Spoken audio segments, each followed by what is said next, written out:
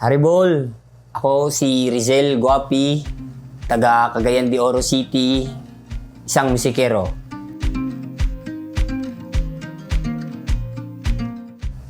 Siguro nagsimula ang lahat nung nagkamalay na ako sa mga paghihirap ng buhay ba. Sa problema na dumaraan, tapos hindi pa katapos yung unang problema, may bago na namang darating.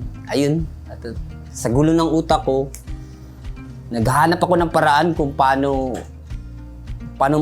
i-relieve yung isipan ko ba sa gulong yun. Tapos ayun, naghahanap ako ng paraan kung paano yun. Nag-research ako sa internet, ganun. Natagpuan ko tong meditation sa ad sa Facebook. Gusto sabi ko, uy, maganda to ah. May meditation na pala sa Cagayan de Oro.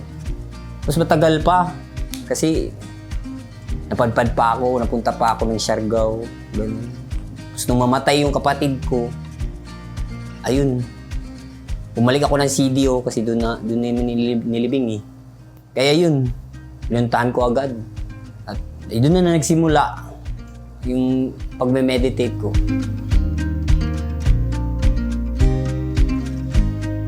Dati, pagkatapos ng tugtog, ayun, nag-i-enjoy na. Nag-iinuman, gano'n, droga. Halos siguro lahat ng bisyo nandun para nahanap mo kasi yung kaligayahan eh. Which is, sa experience ko, hindi ko naman talagang tagpuan dun eh. Na yung kaligayahan na hinahanap-hanap ko ba. Na kahit nung napalibutan ka na ng mga masasayang tao sa buhay mo, yung parang kapatid mo na, pamilya mo na sa tugtugan eh. Tagal na rin yung nagsasama. Pero sa saya ng paligid mo, parang empty pa rin eh. May kulang eh. Nalaman ko dito na hindi pala tayo talaga yung katawan, hindi tayo ang isipan, tayo yung espiritong nasa loob nitong katawang to.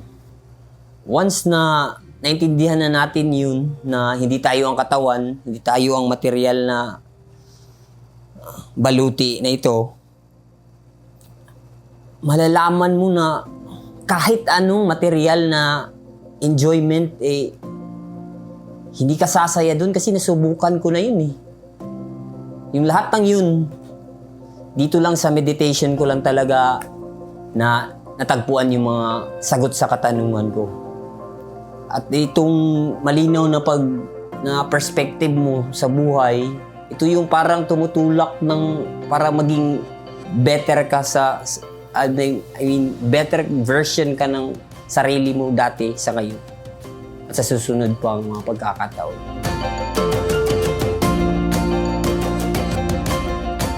Sa pagmulat pa lang ng mata ko sa umaga, diretso na ako na naliligo nun.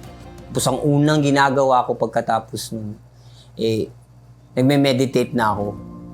Sa gayon, luminaw yung pag-iisip ko ba. Ganun ko sinisimulan yung araw ko eh. Tapos, natutulungan ako noon na hindi na ako naapektuhan ng ups and downs ng buhay. At ganun, sa pag-uwi ko naman, ganun din, same lang din yung ginagawa ko before ako natutulog, nagme-meditate ako. Tapos yun lang yung routine ko araw-araw.